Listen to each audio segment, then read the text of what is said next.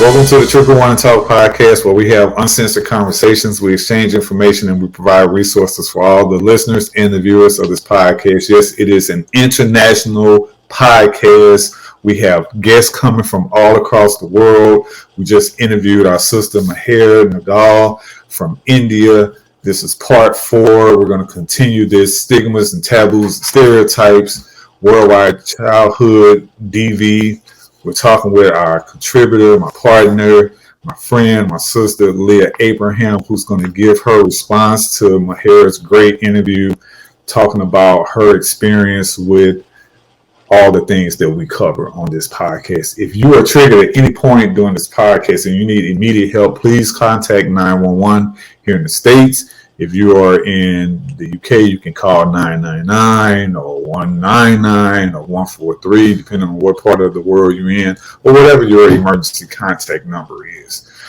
If you have issues with substance abuse, alcohol or drugs, you can contact AANA or Al-Anon. We provide those numbers and websites. And also, if you are suicidal or know of a suicidal issue, please contact 988. Here in the States, that number is available 24/7 and it's toll free. We have our guest, Leah Abraham, who is a childhood trauma expert. You guys got to watch these interviews on Spotify or our YouTube channel, which is Pending Consulting Solutions, LLC, because I like bringing the guests on screen. It's not a requirement. However, it gives more of a personal touch and feel to the interview, and you get to see some of these graphics. Well, I'm sharing my screen showing her IG page and her link to Clubhouse because she moderates a number of rooms. I'm part of one of the rooms that she co-moderates, which is the Eating Disorder and Disorder Eating. But she has a room called Trauma Drama House of Leah Abraham, and that's every Thursday at noon Eastern Standard Time. Leah Abraham, welcome back. I cannot wait to hear your response to Maher's interview. And on the screen here, for those that are watching, but I will give the audio description, you did a 5-part series in June, this past June, talking about divorcing your parents with Maher, which was fucking phenomenal. And I say was because you all already did it. It is phenomenal.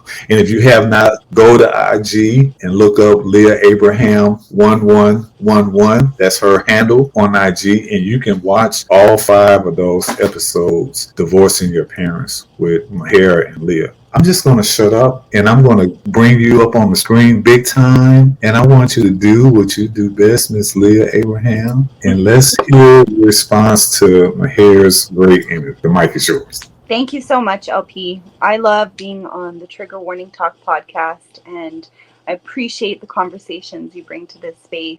The conversation that you had with Maher is very important because of the fact that she is in India. She is on the other side of the world from where we are, but the contrast of her story, my story, and many of the people that you have on this podcast, they're so similar that it really awakens us to the fact that these issues are global. They are worldwide issues. So I want to touch on the very first thing that Maher talked about, and that was that most people don't even know what trauma is, because when you grow up culturally in a traumatic environment, it's your normal. So you're raised in these environments where all of these toxic things are going on, but you're not even questioning it because it has been all you've known since you were a child. So this understanding of what trauma is, it really comes when we are in that space as adults and we're looking back at ourselves as that younger child and really acknowledging and connecting with the things that happened to us when we were that little child. Because if we can come from that space and think about how it felt when we were young and these things were going on around us or happening to us, what that did to us, how that felt as a child. If we can come from that space when we're looking at trauma in general, it brings a whole new perspective. And it's from that perspective that we really have to address the things that happened to us in childhood in order to make a change for future generations. So I appreciated so much that she started off the conversation by saying many people don't even know that they've had trauma in their life. They don't even recognize their situations as being traumatic situations. So it's very, very important that we understand now we live in a day and age where we're so connected. We have information at our fingertip. We can follow people like the holistic psychologist. We have all this information at our disposal. And it's really important for us to create our support systems based on the information that we have. So if you are an adult, what Mahir said is that we don't understand that we have trauma, but we definitely understand that we have anxiety or that we're in a depression state. And those are the things that we recognize as adults, is that our life is not working, or that I am always unhappy, or that life is so difficult for me. And if we can recognize those sort of like signposts as adults, then it opens that gateway for us to explore, okay, well, how did I get here? Like, why is life so hard for me? Why do I have all this anxiety? Why am I, needing medication for depression? So if we can see those things that are very clear and then start asking the deeper questions, well, how did I get here? Why is this showing up in my life? Then we begin to explore that childhood, and we begin to see with eyes of clarity the trauma that happened in that environment in that first 7 years of life when we were developing our core belief system. So you may not recognize, you may not understand what trauma looks like, but you can definitely connect with those feelings of anxiety and depression. And from that space, get curious as to why is that showing up in my life now. So that was the first thing that I wanted to touch on, is that many people don't even realize that they have such severe trauma from their childhood, but people will definitely relate to that depression or that anxiety or, life just being so difficult. So I wanted to start off by responding to that. Keep going, because I'm telling you, you got the mic. Okay. Yeah. Sounds good, LP. So, Mahir is such an amazing person, and I feel so grateful that we collaborate together, that we've built a friendship, and that we're working together to spread awareness around trauma and around healing that trauma and the action steps that we have to take to get to that point. She talked about, and one of what you speak about often on this podcast is human trafficking. And she really broke it down in a way that I appreciated immensely, because we think of human trafficking often as something that's happening out of the home, something that's happening over there, and it's this horrible thing that's happening on the planet, but it's not close. It's not close to home. Or we think about it as being trafficked overseas or different things of that nature. But Mahir really put it into perspective when she talked about the way that the cultural norm is around owning a woman. She talked about prearranged marriages, and that's part of it. She talked about marrying people off at very young ages before you've developed in your emotional intelligence and really in your physical body. But one of the stories that she told, and I think it's very important to highlight that this was a client story of hers. So not just a story that she read in the news or she heard about on TV, but an actual client, a personal relationship that she has with a person. And the story that she told about being raised in a home where she had no father. She wasn't specific on if he had passed or, how he exited their life. But she talked about, the mother being a single mother and not being able to meet the financial needs of the family.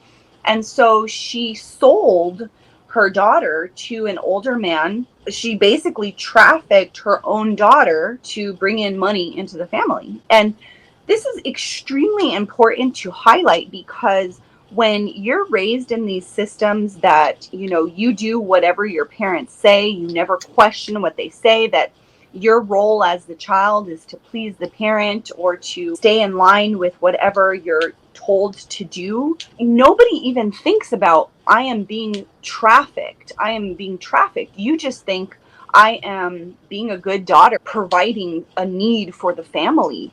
You don't even question that. But it's so important to understand, what is human trafficking. Human trafficking is using another person's body for your monetary gain. So that mother is trafficking her daughter. We also hear stories about, in these cultures that are built around the patriarchal system, where the woman is owned by her husband, and we hear these stories about, the husband forcing the woman to go to bed with, the father-in-law or someone else in the family or whatever it is. And that is human trafficking. That is human trafficking that is happening directly in the home. It's not even like someone snatched you up off the street and put you into this situation. It is your partner, your husband, your parent. So we need to wake up and recognize the definition of human trafficking. We need to wake up and recognize the definition of trauma. And it all really comes down to choice, removing someone's choice about what happens to their own body.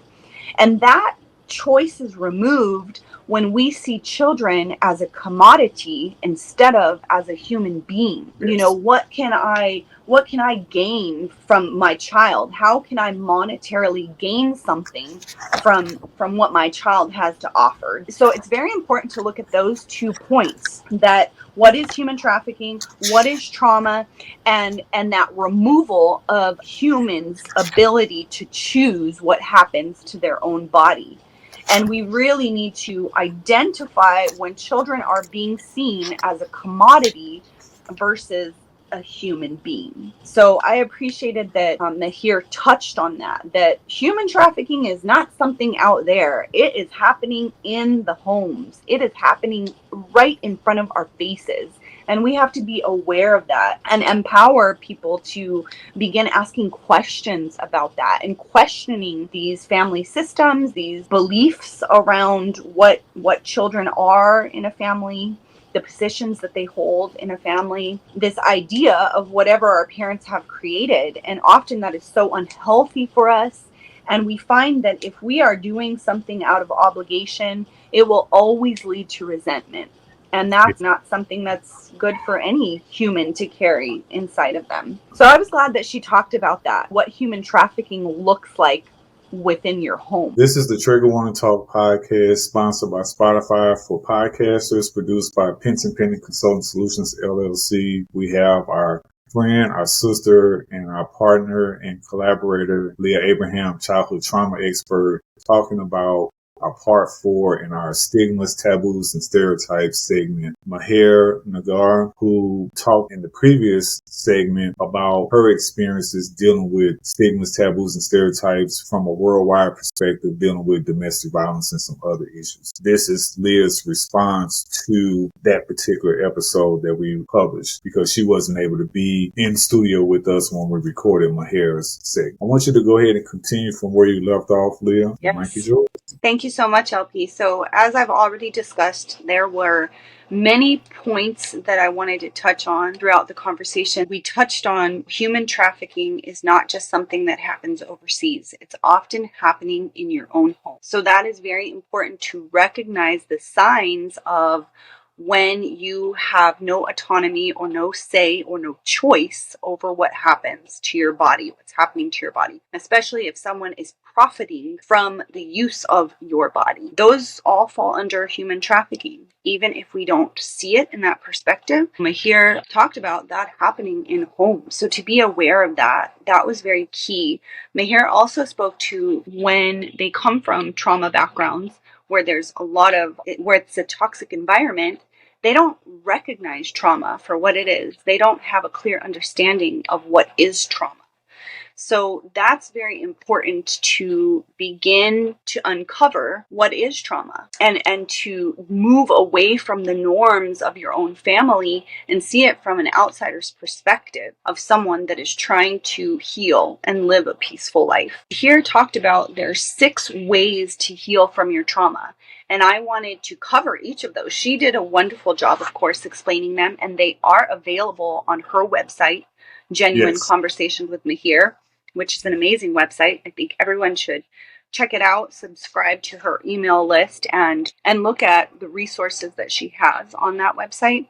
And one of the resources is this. And I wanted to go through it and just give my own perspective on each one of these because they're so vital. She's put together such a comprehensive list of ways to. The very first one is what I just spoke to. Learn what trauma is and what your triggers are. So begin to start reading books or listening to podcasts like this one, but begin educating yourself on what trauma is, and also looking at what healthy environments are. You've got the website up. Yep. It's all there. Some great resources. The very first thing is to begin exploring outside of your family system and the norms of perhaps your culture, your religion, and that family environment in which you were raised. Start doing your research outside of that and really looking into what is trauma. The second part, she says, don't just ignore it, but seek help. So now that you've uncovered your trauma and you've recognized, okay, this environment in which I was raised was full of trauma, or there were lots of toxic patterns that I was a part of during my upbringing. So now you have 2 options. You see the trauma and you can either deny it, sweep it under the rug, or you can take action to begin healing that trauma. And that's a very key step on our healing journey, is choosing anything other than denial. Because denial is easy. It's what we've learned. It's what we've seen our parents do. It's the way we've lived our lives up until this point of conscious awareness of that trauma. So from there, it's choosing to do something different.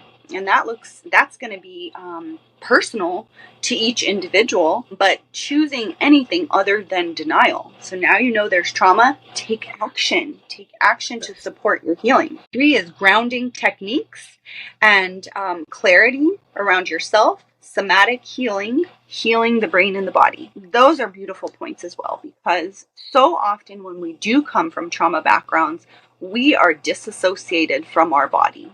So those embodiment practices like grounding and being in the body, that can be done through meditation. It can be done through different types of exercise. I do dance, and that helps get me back into my body. So And you're anything. great. You're great with that dancing. Like I love Thank your you. IG videos. You need. I wanted to tell you that the other day. I didn't mean to interrupt. I wanted to tell you that the other day. I need you to do more of those videos because I think for me that the number 3, the somatic healing, I think that, and I like that it's 3 because it's center. It's right in the middle. It's like, here's the meat and potatoes of, I think, what Healing. is the crux of what she talked about in healing. And I want you to expound on that a little bit more than maybe you were going to, but go ahead. I just want to tell you, please do more videos like that. Yes. Thanks, LP. I mean, getting into our body, being in bodies, it's huge. And what that means is that we're able to feel what is happening in our body. We're able to connect with our emotions, with our unprocessed emotions, and we're able to accurately respond to a situation when we are actually in our body receiving the information from the outside. So any embodiment practices are going to be helpful. And for me, it is dance.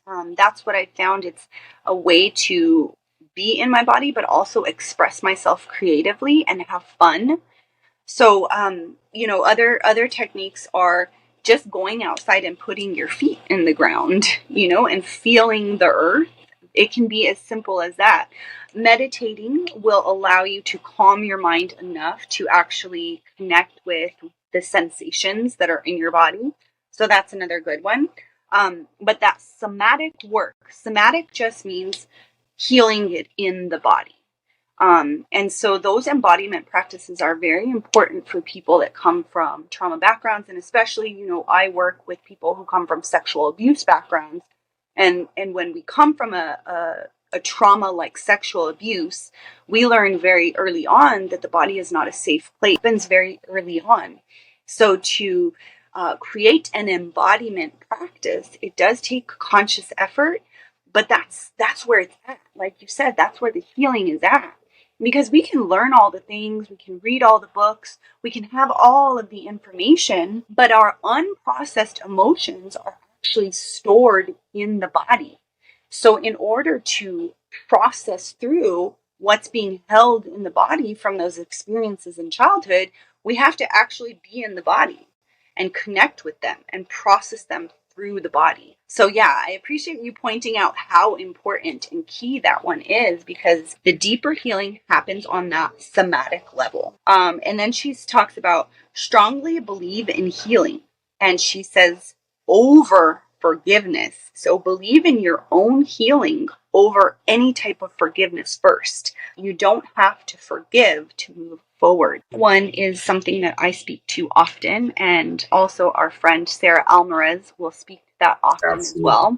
Yeah. And it's so important because religion and much of our cultures, many of the cultures around the world, teach forgiveness, that you have to forgive in order to move forward. And we are here to break that stigma around forgiveness, because that is not true. We all advocate for the deeper healing of our traumas over forgiveness in the body, and we're doing that somatic work to heal. That is automatically, it's creating a healing around what is needed to be forgiven, but it's coming from the inside out. If we are trying to forgive, that's an outside action. That's something that we're doing out here. I forgive you. That's not actually going to clear the trauma that's held in the body. It's not. It's going to mask it. And so often we get confused between the mask of forgiveness versus the actual process of forgiveness that happens first by processing what's stored in the body. So I love that she put this on her list, because we do not need to forgive. To say that, the only person we need to forgive is ourself for all of the times that we abandoned ourself for survival. And that is a process on its own. But again, that's internal work. So I think, the one takeaway, forgiveness is not the answer. Forgiveness is not the answer. Healing the deeper roots and the deeper issues of your trauma, that's the answer. That's what's going to put you in a position where forgiveness happens organically, where you don't even have to take any action, because you've just done so much healing work within yourself that that's not even a problem anymore. It's not even something you have to focus on or an action you have to take. It just happens organically. So I love that piece. Number 5, she talks about don't overjudge yourself and don't criticize yourself.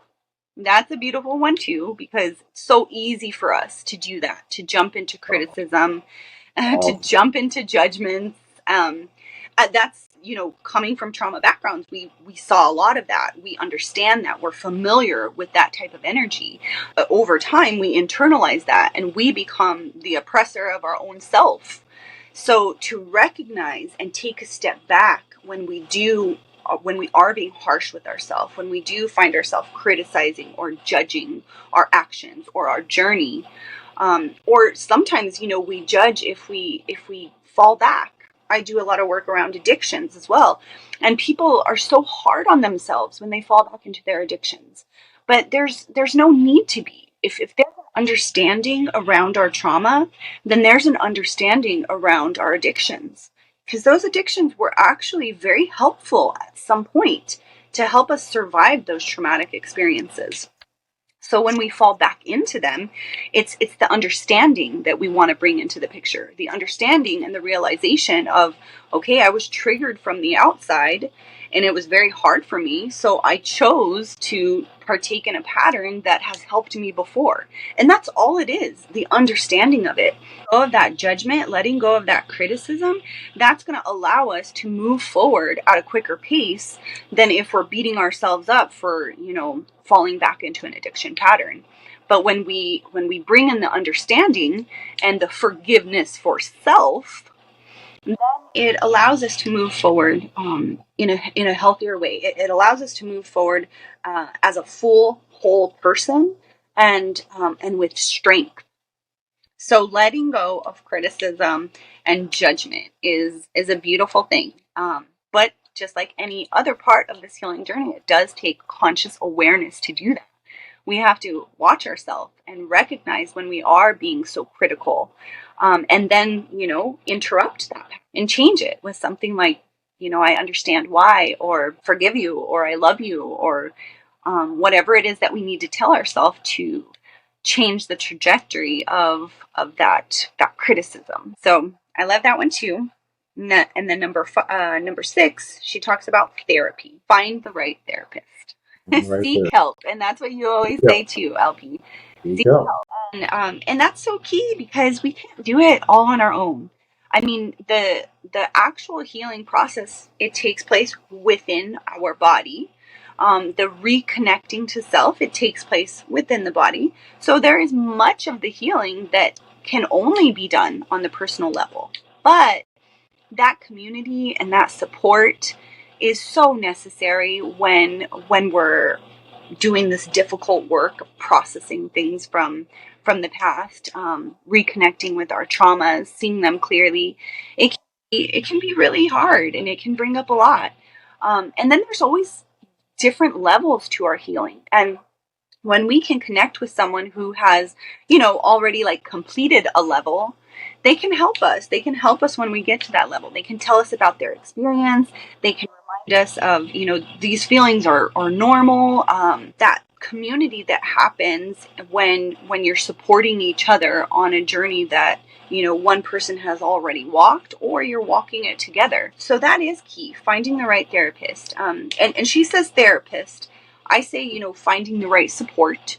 A therapist can be key, but sometimes that's tricky. Sometimes there are wait lists to see a therapist that takes your insurance or, that you qualify for. There may be times when you find a therapist who's in your network and it doesn't work. There's just not a vibe with that person. So I am a strong advocate for also looking online for coaches or therapists. Many therapists do have social media accounts now. And the beauty of that is that you can begin to learn about a person before you even meet them by checking out their socials, reading the things they write, if they have any videos, seeing if you vibe with the energy of that person. We live in a world now it's technology based. And so we have the capability to connect with people before actually meeting them face to face and learning about them. So if you engage from that seeking help from that aspect and looking online, connecting with different potential therapists or coaches and learning about them before you make an appointment, that's a wonderful way to kind of like filter out and hone in on the person that's going to benefit you and where you're at right now.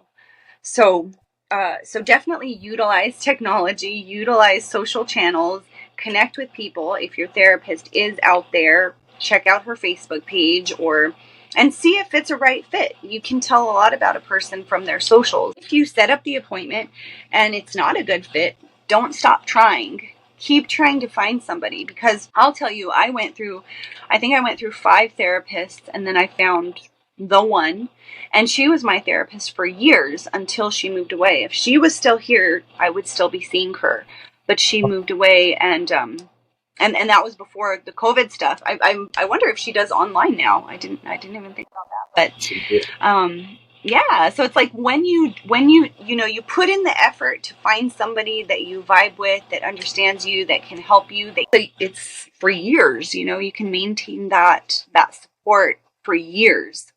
So putting in a little bit of effort at the beginning to find the right therapist can benefit you for years to come on your healing journey.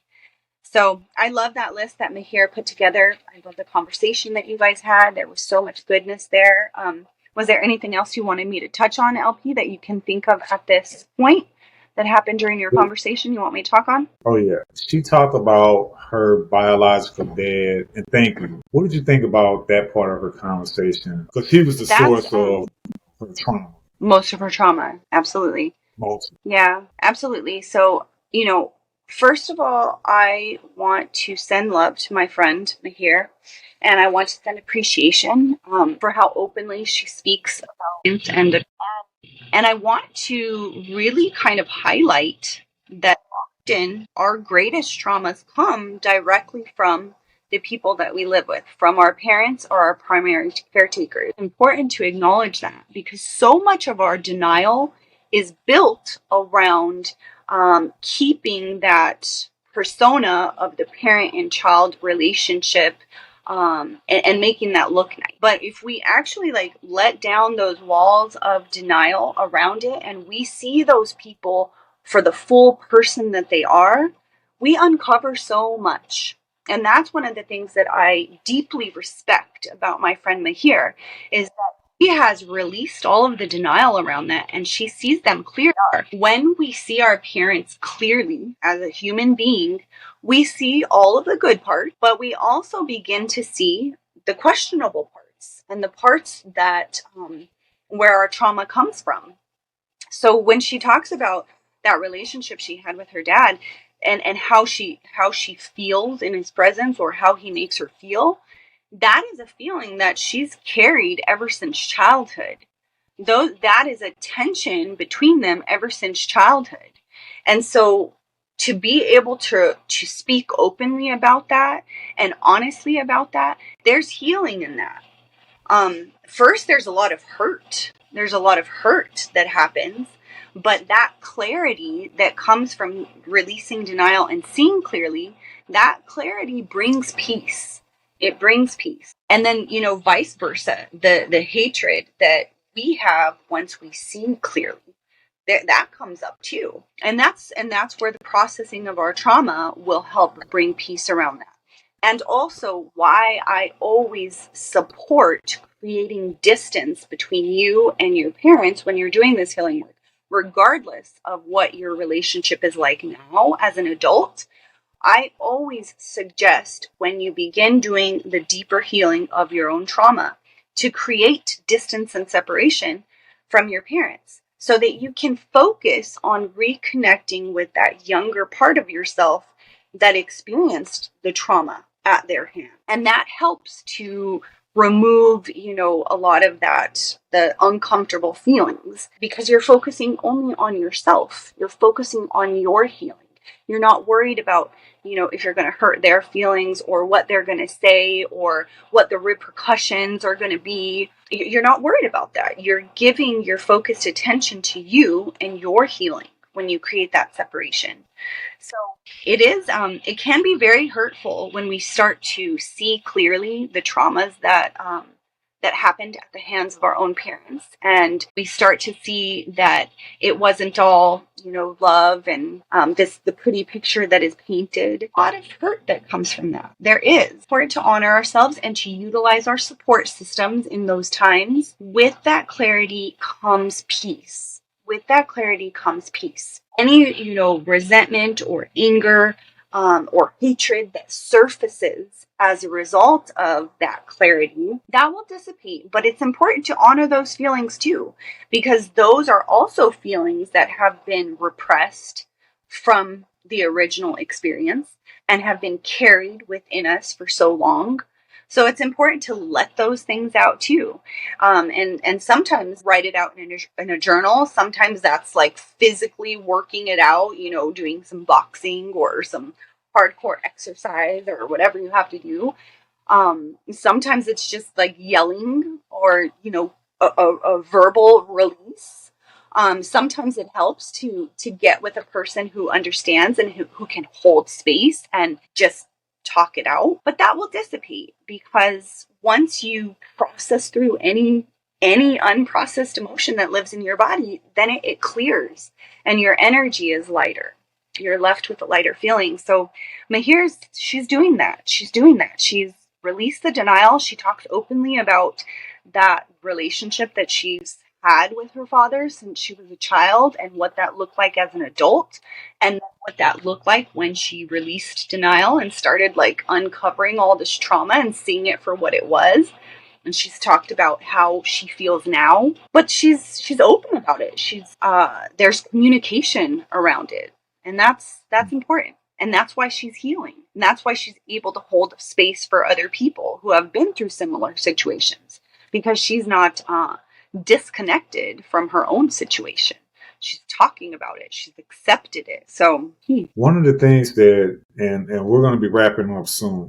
One of the things that I wrote down that she talked about was the fact that he called her a prostitute in public, when she was a late teen. And I wanted to get your perspective, not only on him calling her a prostitute, but calling her a prostitute in public, as well as the arranged marriages that she talked about in that culture and in that area of India where she was raised. What are your thoughts about those two things?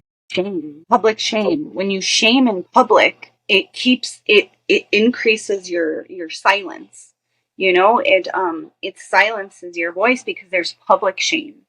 And it's harder to stand up for yourself when there's other people around versus a one-on-one. So that bothers me. That bothers me that the shame was public. But the thing that I always speak to is that pattern of putting her down, whatever the word is that he used, in this case it was prostitute, but it has been a pattern since her childhood. So this has been happening since childhood, that putting her down or criticizing her for an action that she took, or not questioning something that she's done to gain understanding, but just saying whatever comes to his mind to speak to. That's a pattern that has been happening for so long, and I think it's very important to focus on that piece of it, because oftentimes as adults we can have an experience, and it's a very painful experience, and it causes us a lot of suffering in the moment. But if we look back, it is rooted to something that is deeper. That root goes a lot deeper. And so even if we address the experience that we're having now as an adult and how it made us feel, that's important to do that.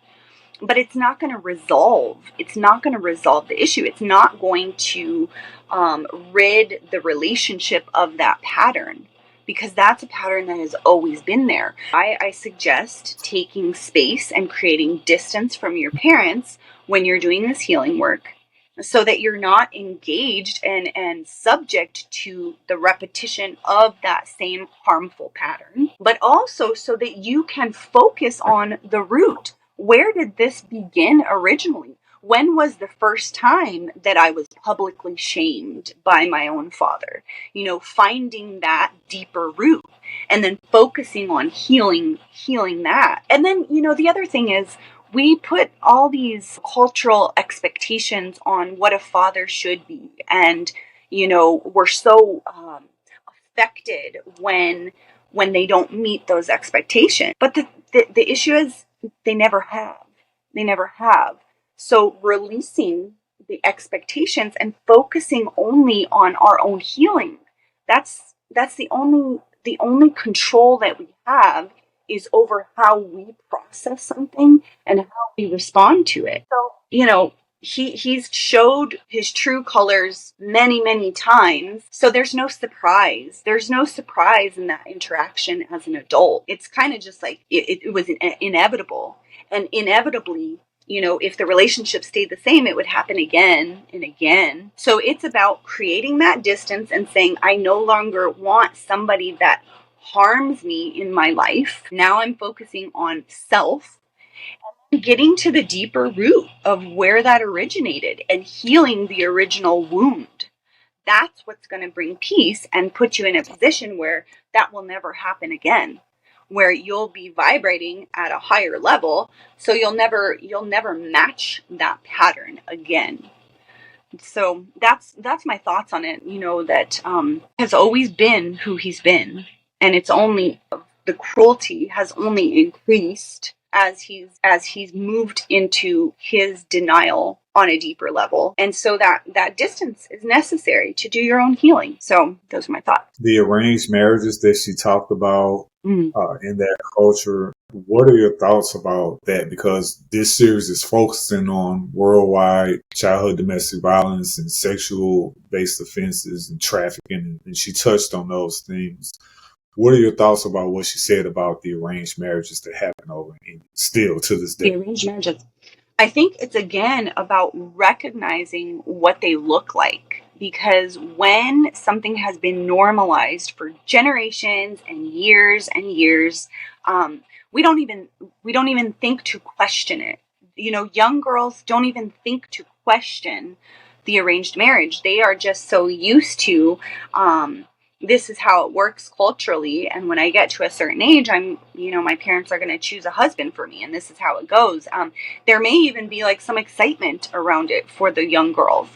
And so going back to what Mahir began the conversation with is recognizing what is trauma, what is an arranged marriage, what is knowing what is bodily autonomy, knowing what choice is, being able to use our voice. Those are things that we don't have access to in cultures and societies where there's arranged marriages. You don't taught about bodily autonomy. You're not taught that you have choice or that you have a voice. So those are the things that need to be addressed. In order for changes to happen around these arranged marriages, people have to wake up and see the trauma in that, to see the trauma in that. And the trauma comes from when your choice is removed, when your choice around what happens to your body and your life is taken away. Trauma of all traumas, when your own choice is removed.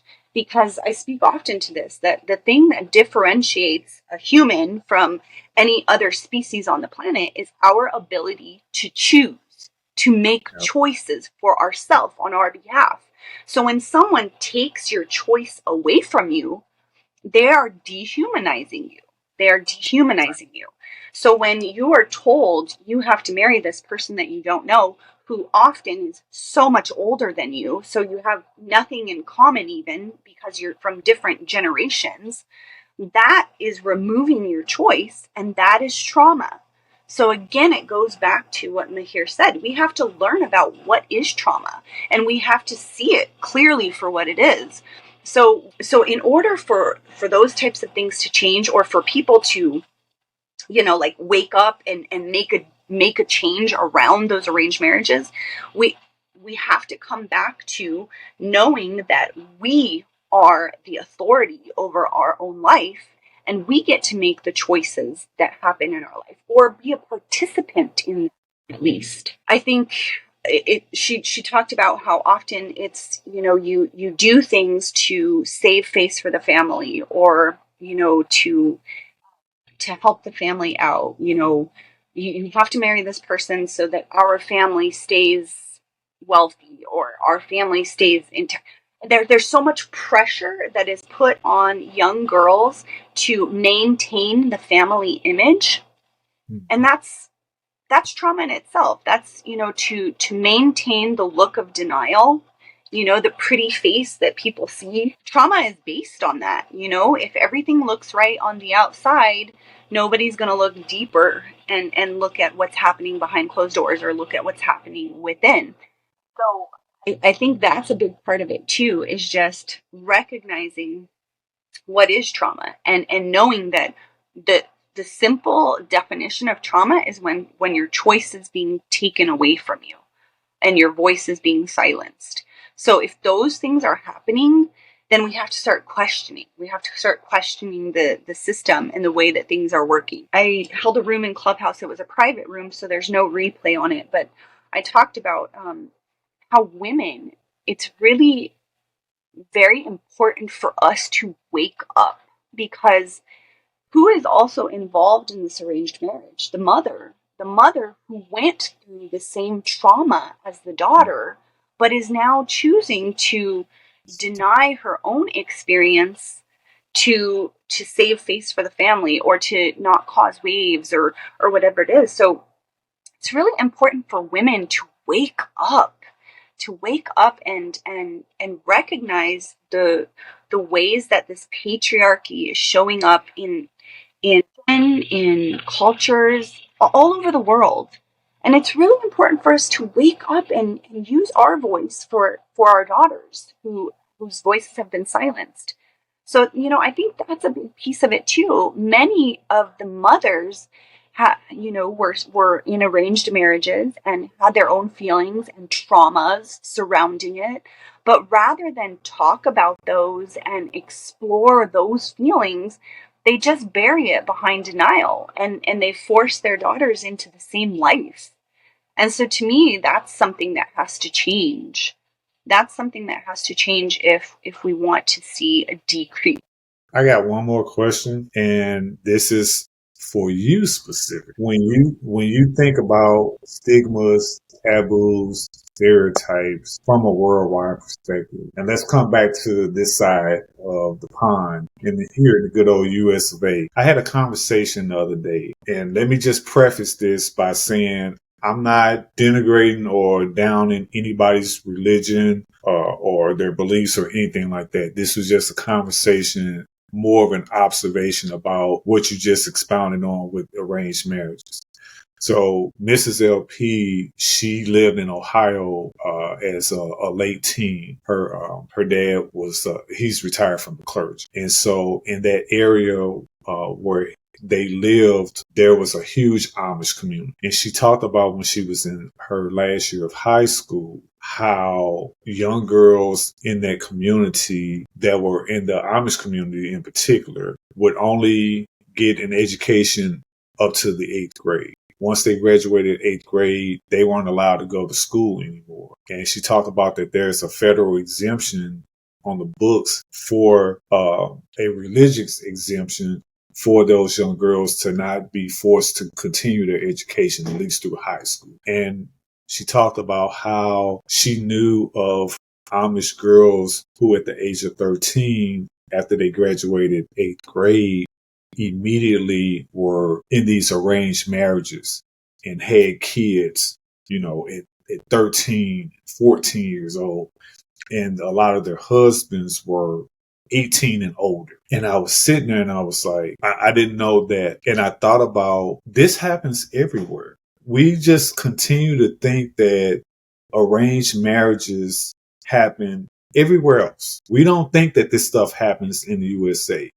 I don't know specifically of any other religions that are practiced here in the States do arranged marriages. I just know that when she was educating me on just the Amish community, and shout out to the Amish community because, again, they do a lot of things that I support. I support your freedom and practice whatever religion you have. I support you living your way based on your beliefs. This is not to discriminate against anybody. This is to just talk about and have a dialogue about how that can be impactful, because I believe that no matter what religion you practice and believe in, I believe that education, or at least access to education, is important. I don't think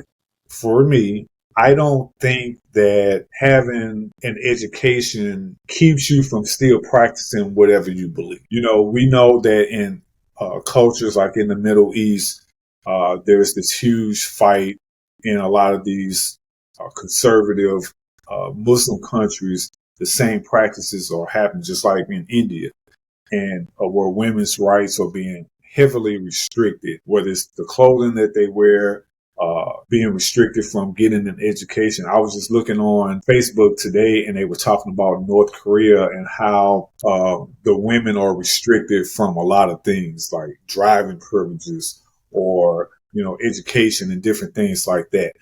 And so I want to ask you, when you think about, just for example, these arranged marriages that happen here in the States, does your point of view change? Because I think sometimes we think of ourselves as we're here and they're over here in some third world country or whatever. That's on them. They need to change their practices or their points of view. So LP, that part about, not being educated past the 8th grade, that's very repressive, right? And it limits the options that those girls have. And I mean, their options are already limited when they're in the community that, has already set up, this is the way your life is. You only go to school until 8th grade, and then you get married and have babies. So it does happen all over the world. But what I want to look at is the patriarchal system, because that system, the patriarchal system, meaning where the man is in charge and the woman is under him, in whatever form that looks like, it can be masked by so many different things. It can be masked by religious beliefs. It can be masked by different fundamental ideals. But essentially, it's that same concept that women and men are not equals. That if you are a man, you have greater power and authority over a woman, and that's what's really going on here. Because I'm sorry, my battery is low. Because in these systems, when the man is in charge, they're telling the woman what they need to do to keep the man in charge. And that's why I'm saying it's up to women to wake up and start asking questions and really deciding, is this how I want to live, where there's always a man who is the authority above me? Because even when it's not an arranged marriage, every culture that I've heard of, it's still, it's still a practice that the man, even if it's your choice as the woman, it's your choice, this is the person, I want to be with, that man, that male still goes to the father and asks for the daughter's hand in marriage. Like, even that's seen as something that's like, oh, it's sweet and respectful and all of that. But really what it's showing is that woman, that girl, the female, has no authority over her own life and doesn't have a say, because her authority is her father until she's married off to another man who then becomes her authority. That's like the bigger issue here. That's the bigger issue, is that we're not being seen as equals. That, if you're a woman, your choice is restricted because of the laws of the man. So if we want changes in these areas, we have to wake up and see that what's happening is that patriarchy, that's still so present. I think that has been present for so long in humanity that it's one of those normalized traumas. We don't even think about it, We think that it's sweet when they go and ask the father for his hand in marriage, and then the father says, yes, I give you permission to now be the authority over my daughter. I'm transferring power from myself over to you. Like, us women have to wake up and be like, I am not an object or a commodity. I can say for my own self. And so in terms of the Amish, yes, it happens all over. It happens even in non-religious communities. It happens under the patriarchal systems. And that's what we have to look at is why are we still, seeing a man as higher than a woman? That's what's really the issue. So those systems have to be broken down. And in the Amish community, these girls are born into that lifestyle. So again, like Mahir said, you don't even know it's trauma. You don't know any other way. You don't realize that your choice has been stripped from you. It's just what you're born into. And so in those tight-knit communities that are almost like cults, it's very hard to infiltrate them or to get out of them when you're born in them. So, from an outsider's perspective, I just say, I just say it always comes down to us personally, to the individual. If at some point, I'm sure it's happened, there is a girl in that Amish community that begins to ask questions and say, wait a minute, I don't like this. Through that conscious awareness, she may be able to remove herself and live a different life, make a different life for herself. But for so many of the people in those close-knit communities, you're born into it and you just live that life. You don't even know that there's another option available. And that's what's sad. So the work has to be done on the individual level, on the personal level. But also, I think it's a big awakening to the fact that all of these cults and religions and different fundamental ideas, they're all under that patriarchal structure, and that's what really has to change, in my opinion. Like the seeing of humans as humans, not as a gender or a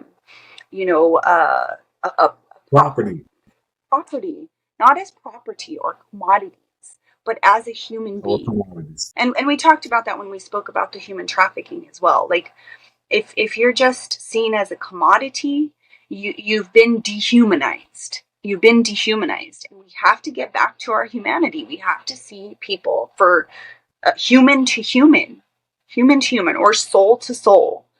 So yeah, those things are going to continue to happen, LP, whether it's overseas, whether it's in the Amish community that's next door, whether it's, in your brother's home. Those things are going to continue to happen if we don't begin to see children as humans and not as commodity. And we keep stripping people of their choices. It's inevitable. When you have no choice, you have no voice, and you're not seen, and you've been dehumanized, people will do whatever they want with you. So it's big work to be done. And in the hip hop community, that was what we call bars. You have no choice, you have no voice. I love that. Yeah. Let's make a song. Let's write something about that. Look, I'm going to go ahead and let you go because I know we have things that we got to do. I want to thank you so much, Leah Abraham, for again just being the person that you are, the great humanitarian. And I want to also acknowledge that you and Maher have a great 5-part series talking about divorcing your parents. Divorcing your parents. Creating that separation.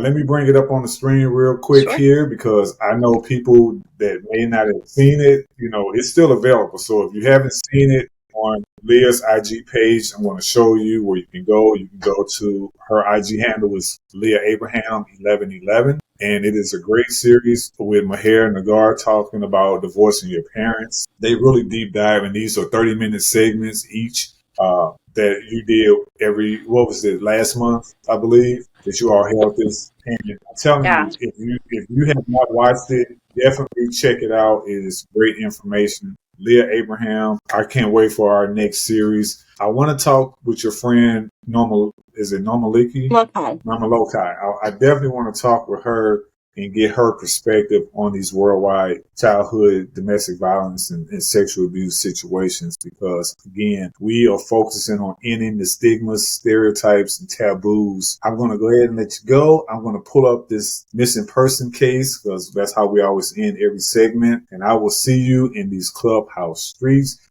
Definitely tune in to Leah every Thursday on her Trauma Drama House of Leah Abraham. And I have that link on the screen and I'll have that in the show notes as well as her IG connection. Take care, my friend. And as my father-in-law has taught me, the best 2 words I've heard in years, seek help. Thank you so much, LP. Lots of love, my friend. Lots of love to you too. All right, folks, that's Leah Abraham. We're going to switch over to this missing person case. that I found from our good site, the Charlie Project. This young man, his name is ALFONSO Edgar NAJERA, NAJERA. He's been missing since 2011. I'm going to read the information here. It says he was missing July 8th, 2011, missing from Everett, Washington State, here in the U.S. Classification is endangered missing, sex male, race Hispanic, according to the Charlie Project. So he's a Latin man. Date of birth is June 13th, 1971. He's 52 like me. He was 40 years of age when he was missing. Height and weight, 6'1", 300 to 310 pounds. Last seen wearing possibly dark colored loose jogging pants and a pullover sweatshirt or polo shirt, black Nike sneakers, mid-calf socks, boxer shorts, a chunky sterling silver rope necklace, and a Rado Jubilee watch with a black face. He was associated with this particular vehicle. It was a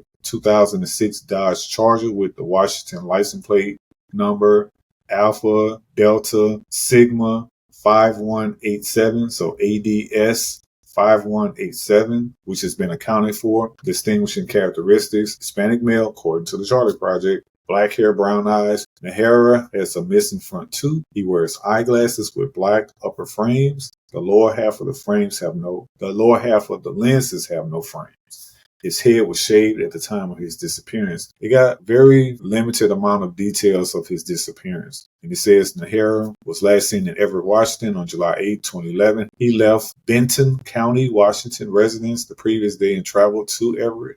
He has never been heard from again after his disappearance. His 2006 Dodge Charger with the Washington license plate number ADS 5187 was found abandoned in a parking lot in Wilsonville, Oregon. Few details are available in his case. If you have any information on the whereabouts, good, bad, ugly, or indifferent about Mr. ALFONSO Edgar NAJERA, please contact the Snohomish County Sheriff's Department, and that's SNOHOMISH County Sheriff's Department at 425-388-3339. Again, 388-3339. You can also get information about Mr. NAJERA from Crime Stoppers of Puget Sound, Nameless, and the Washington State Missing Persons Information. I will list this link in the show notes, and we will have some more conversations with Leah Abraham and other guests about stigmas, taboos, and stereotypes in future episodes of the Trigger Warning Talk podcast. And in closing, live in awareness, never live in fear. Please take a first aid CPR, stop the bleed course. We want you to be an immediate responder, because until that threat is neutralized, there's not going to be first responders to come on the scene, and you have to be a by-doer instead of just being a bystander. We want you to be safe. Keep situational awareness in the forefront, because it's not a matter of if, but when and where an emergency, including a violent critical incident, whether it be an active shooter or some mass casualty incident, may happen. And what are you going to do in the interim? The life that you save may not just be yours, but it may be of someone who could be a friend or a stranger or even a foe. That being said, for the Trigger Warning Talk podcast, LP out.